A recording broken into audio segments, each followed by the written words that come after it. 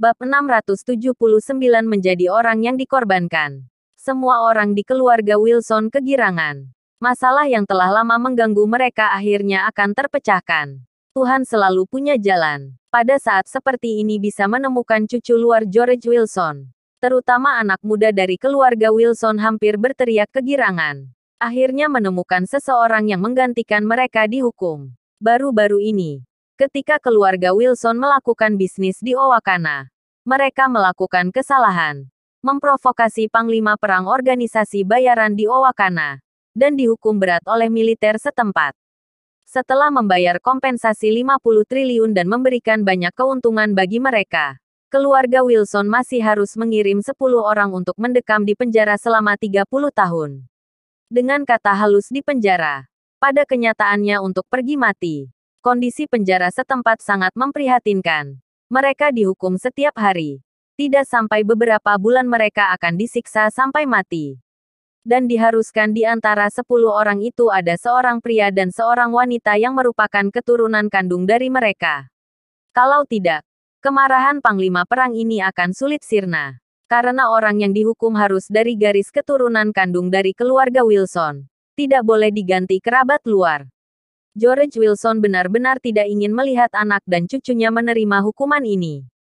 Dia tidak ingin anak dan cucu laki-laki kandungnya mati sia-sia. Setiap orang dari keluarga mereka adalah masa depan keluarga Wilson. Semua cucu lelaki kesayangannya tidak boleh ada masalah. Ideologi patriarki keluarga Wilson telah mendarah daging. Gadis dari garis keturunan kandung telah dipilih. Meskipun dia juga cucu perempuan George Wilson. Tapi dia rela mengusungnya. Tapi keturunan laki-lakinya, dia tidak tega. Beberapa hari ini, keluarga Wilson terus memikirkan masalah ini. Sekarang muncul seorang cucu kandung asing, tepat untuk menjadi pengganti. Badai keluarga akan berlalu, bahkan terburu-buru bertanya, "Kakek, di mana orang ini? Mari kita segera menjemputnya." George Wilson tertawa. "Masalah ini kalian tidak perlu pikirkan. Aku sudah mengutus orang menjemputnya." Putra tertua, Stefan, mengajukan pertanyaan, "Ayah, kita tiba-tiba membiarkan Nathan menjadi pengganti. Sepertinya kurang baik. Jika keluarga Clark digandala, kemudian menyalahkan kita. Jangan khawatir tentang ini. Dia sendiri ditinggalkan oleh keluarga Clark. Kalau tidak, sudah lebih dari 20 tahun. Mengapa keluarga Clark tidak mencarinya sekalipun? Di dalam buku keturunan keluarga Clark tidak ada nama orang ini. Kita tidak perlu khawatir." Setelah mendapatkan jawaban meyakinkan dari George Wilson, semua orang merasa lega. Masalah keluarga Wilson akhirnya terselesaikan.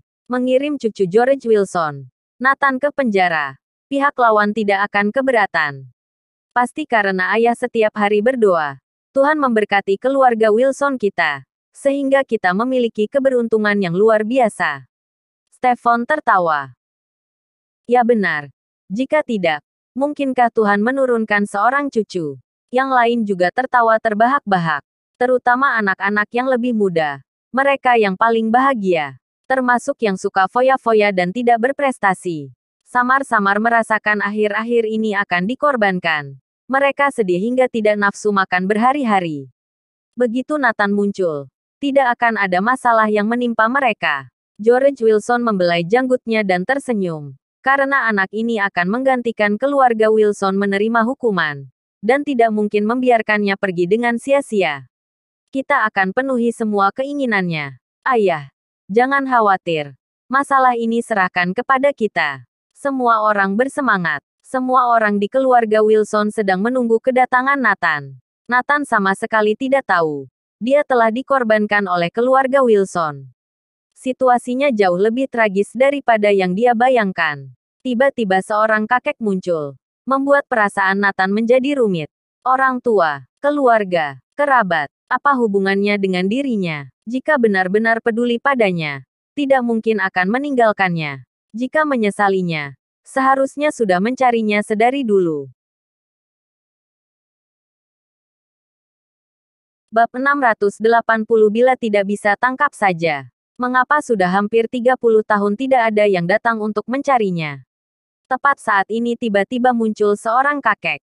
Melihat penampilan keluarga Wilson, Pasti ada motif tersembunyi.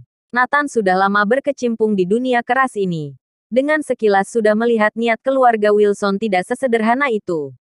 Segera, telepon dari Vermilion datang. Dewa Perang. Keluarga Wilson Eletas memang tidak sesederhana itu.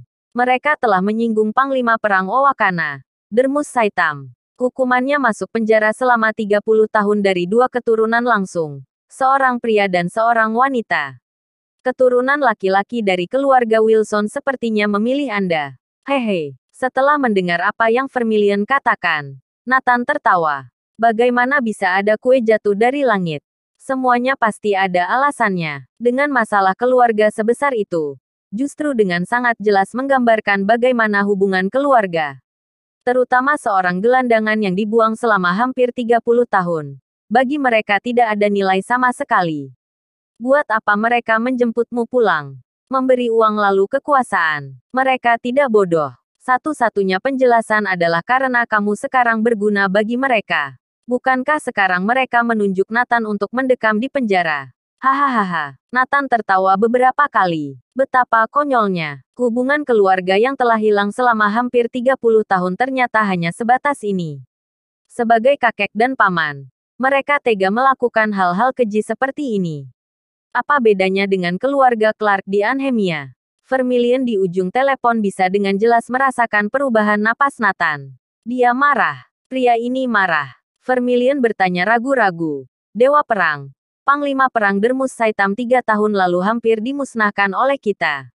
Apa perlu meminta White Tiger pergi memusnahkannya? Nathan menggelengkan kepalanya. Tidak. Mereka tidak mengusik kita. Ini adalah urusan keluarga Wilson. Tidak ada hubungannya denganku. Kalian semua harus ingat. Orang tuaku adalah Neslandia. Tanah air ini. Orang lain jangan mencoba mengaitkan hubungan denganku.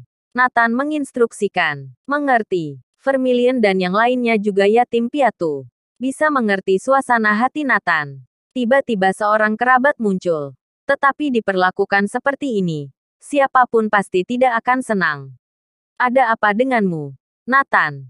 Sepertinya kamu tidak senang. Kirana datang dan menyadari wajah Nathan tidak seperti biasa. Dia sepertinya tidak pernah seperti ini.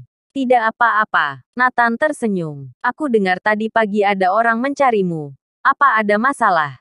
Kirana sedikit khawatir. Tidak ada apa-apa. Aku pasti akan memberitahumu jika ada masalah. Baiklah. Malam ini tunggu aku. Kita makan malam bersama. Ketika Nathan dan Kirana pergi berdampingan setelah pulang kerja, Edward dan rombongannya menghentikan mereka. Istriku tunggu di sini dulu. Aku akan mengurus sesuatu. Menghadapi keluarga Wilson, Nathan berkata dengan dingin. Bukankah aku sudah menyuruhmu pergi? Kenapa kamu datang lagi? Edward tersenyum. Tuan Muda Nathan, kami datang menjemputmu pulang ke Eletas. Kamu telah berkelana di luar hampir 30 tahun. Inilah saatnya untuk memperbaiki identitasmu. Kamu adalah garis keturunan bangsawan. Kamu seharusnya tidak berada di tempat seperti ini. Edward diperintahkan untuk membawa Nathan kembali ke Eletas dengan cara apapun. Jadi Edward mencoba membujuk Nathan. Bila tidak bisa, dia akan menggunakan trik lain. Nathan mencibir. Pergi. Aku tidak membutuhkan identitas tuan muda keluarga Wilson. Jangankan kalian yang memohonku. Bahkan jika kepala keluarga Wilson datang memohon, jawabanku tetap sama. Setelah berbicara, Nathan langsung pergi. Edward dan yang lainnya melihat punggung Nathan yang menjauh dan berpikir keras. Setelah waktu yang lama, Edward berkata, jika tidak bisa, kita tangkap saja. Bersambung.